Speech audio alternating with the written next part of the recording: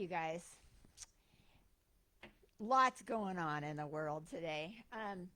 I took a little retreat up to Asilomar with the Vedanta Society. So I just want to tell you a little bit about that because it was really fun and interesting. Asilomar, we used to have CSL. Do they still have CSL retreats up there?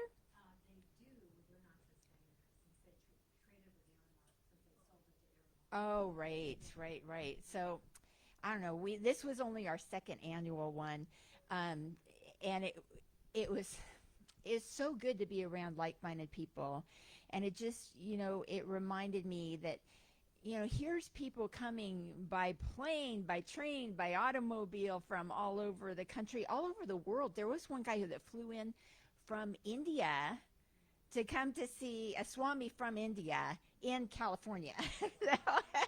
But it's like this was his opportunity to see him and be in person with him, and just having that experience of being in community, being in Sangha, with like minded people is such a gift. There's really nothing like it. I mean, I love that people are out on Facebook. Fantastic. But you know what? If you have a chance to come in through this door and join us, it's a whole new experience. Takes it to another level. It's just amazing. So I appreciate everyone being here, and I got a lot out of the experience of the retreat. We had Homa fires, which is amazing. If you've ever been to one of those, it's like a fire ceremony where you do like offerings to the goddess with fruit and flowers and candy, it was sometimes a sari or all kinds of stuff. But basically, we were right by the ocean, so we had like this visualization of the goddess coming from the ocean and coming into the fire and then going out of the fire and going back to the ocean. And it was just really beautiful. And one of our nuns from Ridgely did the whole thing. It's just mesmerizing. It's just so cool and beautiful, and the traditions behind it and everything. And we all participated, and there were people from all over the world, and people of all ages, and people of all faiths, and it was so cool. So what I got out of it the most is that we had this one panel. A lot of times the swamis were just speaking about what was the theme? It was from darkness to light, how we wake up in this world and things like that. So we had this one panel though that I was on, and it was like one representative from each generation asking questions to the swamis, which were also from several different generations. I don't know, they weren't too many young ones because it takes a long time to get to be Swami level, right? But we had a Gen Z girl who's like 22 or something. Then we had a millennial, and then we had Gen X, and then we had me representing Gen Jones, right? And then we had the boomer person. And what's interesting is that we all have the same issues.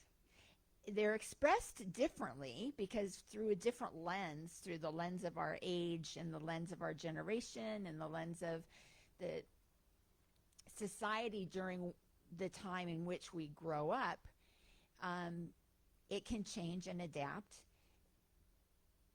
But we're all connected, and we all come at a certain point in our life to recognize the divinity within, to understand what's important. And that can happen at any age, at any time. For some of us, it takes a long time, and we don't get it until we're older and we have time to come to church. But for some of these kids who were there, they're like so awake and so on it and so into it. It was beautiful. It was really beautiful. So I love that we all came together. And I saw it as an opportunity to build bridges between the generations rather than boundaries. because I think at this time in our society, the generation gaps are very large.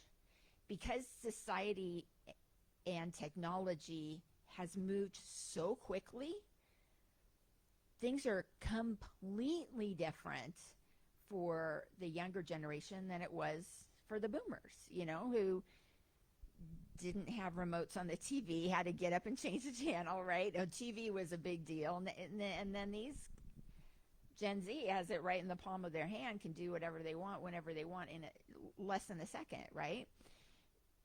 So there is this kind of disconnect and a seeming divide.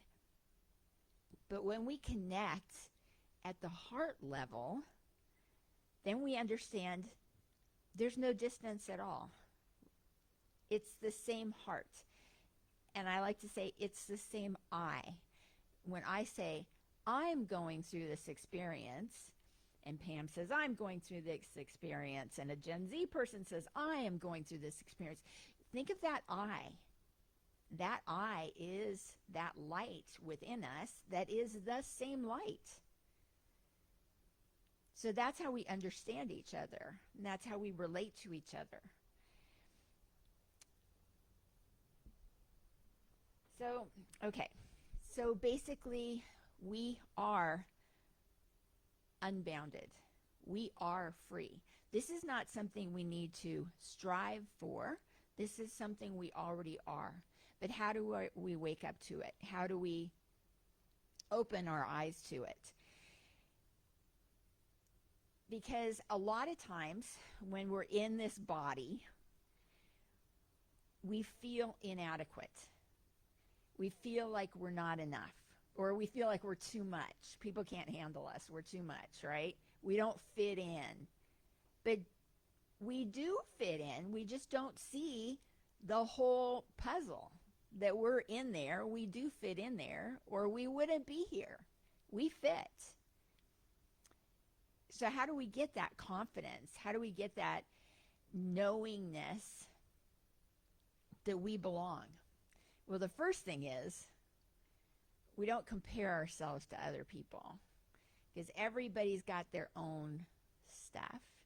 Everybody's got their own karma. Everybody's got their own dharma, their own purpose, everything. I mean, if we were comparing our wedding to Jeff Bezos's wedding, for example, I mean, we're going to come up short, right?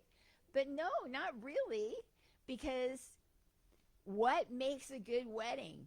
What makes a good marriage? It's the love, right? So you can't compare, because love is love is love is love. And next month I'm going to talk more about this, but so much came to mind when I was thinking about love and how love is unbounded. Love is meant to be shared. It starts with love of ourselves, but love expresses through our relationships with other people and through our creativity. What we give, what we make, what we share, what we say, what we think, all the creativity, the art we create, the science we discover, what our passion is, what do you love to do? That's where love shows up as unbounded, because it's unique to each one of us. You can't run out of love. You can't run out of creativity. You can say, oh, it's all Shakespeare. How many times have we rewritten Shakespeare's words into different variations? Oh, it's all the same song. Every song is a love song. We keep writing more and more songs. I mean, just check on Spotify how many millions of songs there are. No two are alike. Creativity is unbounded. Creativity is unlimited. We're unbounded by life itself. There are no borders. But where does this bounded feeling come from? That we're limited, that we're small, that we play small, that we can't. It's an internal thing. It comes from us. It's self-inflicted. It's self-inflicted. Just like, I told the story I don't know if you remember, but of how elephants in India are tied by like just a little string to a stick, and they stay within that string and within that stick. They don't go any further. And why is that? Is that they're trained. They start out with a big chain and a big tree, and then the elephant learns, so I can only go so far because I can't pull it, right? But then as time goes on, they make it from a chain to a rope to a smaller tree. And by the time it's a little string to a little stick, the elephant's like, I just can't. So it just stays. And sometimes we're like that. We think we're chained to this little stick, and we should just say, let's go. You know? Let's do this thing that I want to do. If you want to do something, there's a reason why you want to do it. Because you're supposed to do it. That's the divine. You have an idea, the divine's giving you an idea. And you need to move on it. Because the divine wants that thing done. And if you don't move on it, somebody else will. How many times have you had an idea and then, months later you go, oh, wait, I thought of that. It came out on the market. I remember my friend made these, it's like those little frozen things you put on owies, right?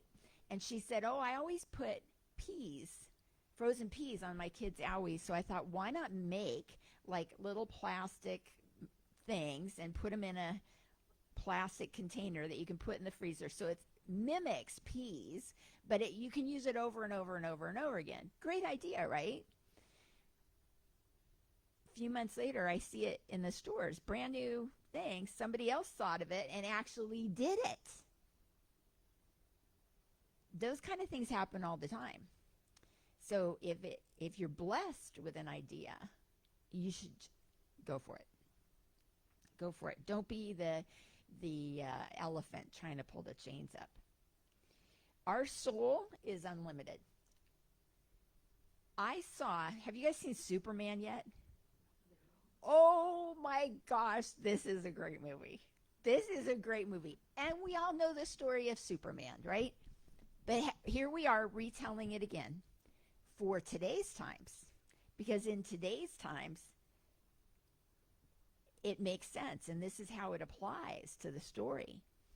And I don't want to give anything away, but Superman is a good guy.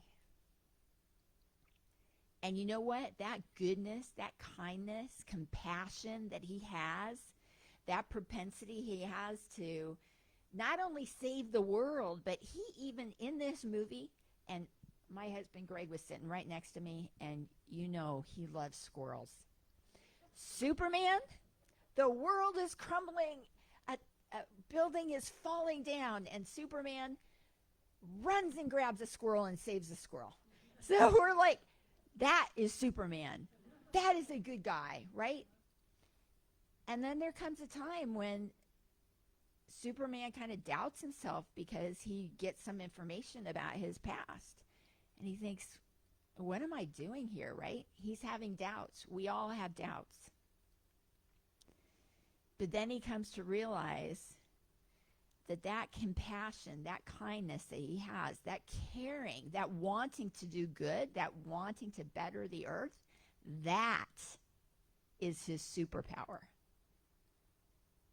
Not his strength or his abilities, but the goodness within him is what gives him the strength to keep going and to save the world. And usually, as a writer, you want to see this character arc, and the character changes from being a bad guy to a good guy, or from a good guy to a bad guy, or whatever, right? Superman, he has this moment of doubt, but he stays a good guy. But what changes? The world around him. Because he is able to influence the world to see how much goodness and compassion matters. It's pretty amazing. So I like it. Okay, so a couple things. I think we've all heard the phrase about outer space is the final frontier.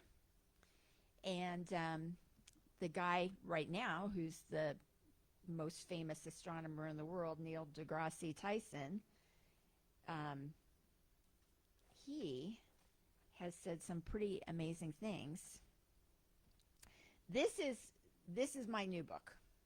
Just came out. Teddy, I should have dedicated these to you, because every month when I come here, Teddy's like, how's your new book coming? I'm like, what new book? And then I'm like, I better write a new book. So I did. So this is called Great Minds Think Like This, Timeless Wisdom for Transformation. And what I did is I looked at 102 different thinkers in life. One of them was Neil deGrasse Tyson. One of them was Florence Scovel-Shinn, which we know from Science of Mind, right? One of them was Swami Vivekananda. One of them was Deepak Chopra, who I admire, who I grew up with, right? One of them was Albert Einstein that you talked about today. I mean, the list just goes on and on and on. 102 different people from different times in history and throughout cultures. And I thought, okay, if I ask each of them, what are your 5 pieces of advice for me? What are your 5 words of wisdom that you want me to know? You know, what would they say? So I did a little research on this, and here's what Neil deGrasse Tyson would say about inner space being our final frontier. Number 1, he says, stay curious. Question everything. Why not? This is how we learn. This is how we grow. This is how discoveries are made, by asking those why questions. Why? And when he was a kid, that's exactly what he did. He was always open. He was always curious. So we want to not lose our sense of childlike wonder. When we were little kids, we were always asking why, driving our parents crazy. And then, you know, now that we're parents, we're like, oh, yeah, okay, I understand what my mom was getting, you know, frustrated with me. But that's it. Don't lose your sense of wonder. His second point is make science accessible.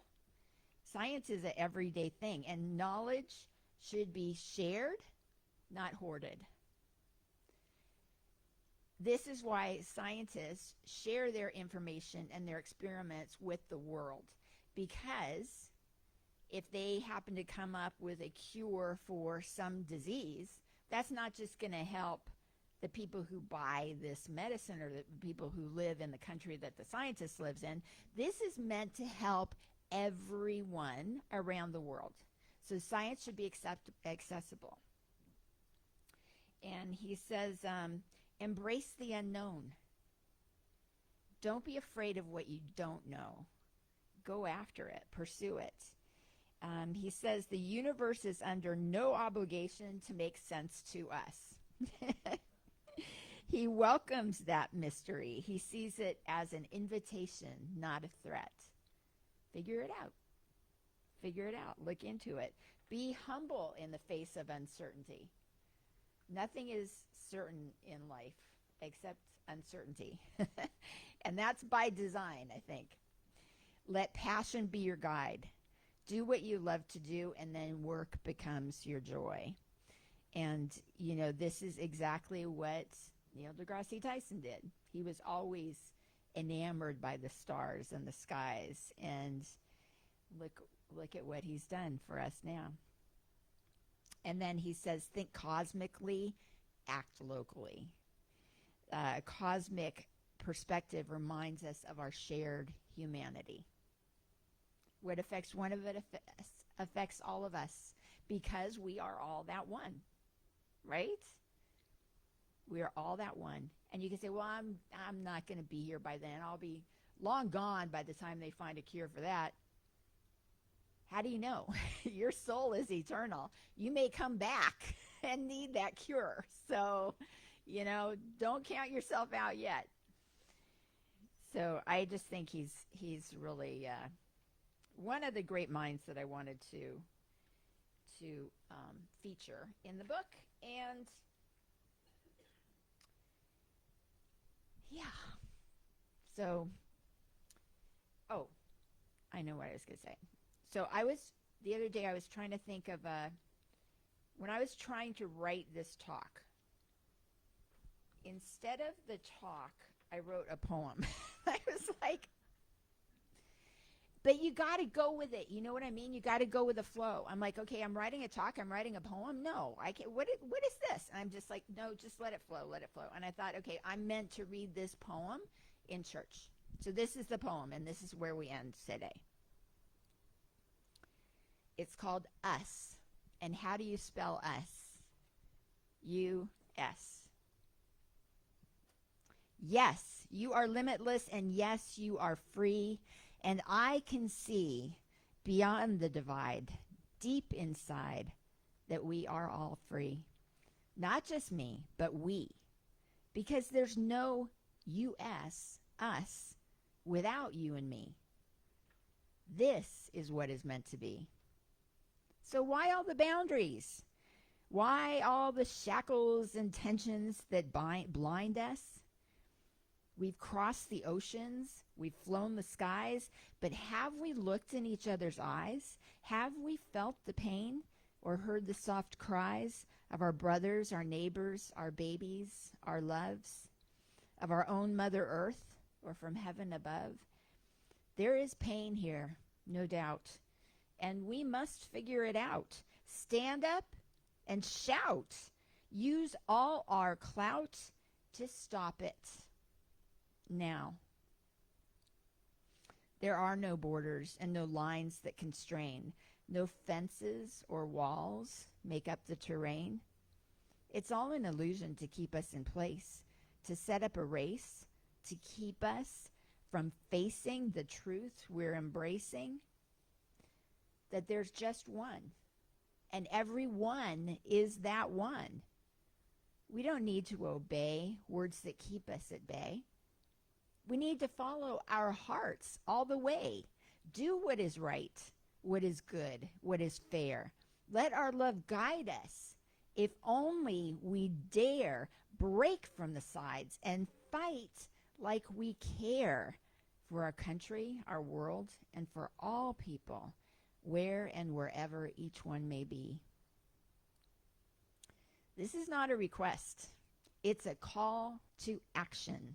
We won't survive in a time that is fractioned. Take up your voices, take up a stance. It's the only way we can advance. It's the only way we stand a chance. Though the times are conflicted, there's no place for violence. But we must speak for those who've been silenced. Keep standing for freedom in thought, deed, and word. Keep speaking for truth until we've been heard. And so it is.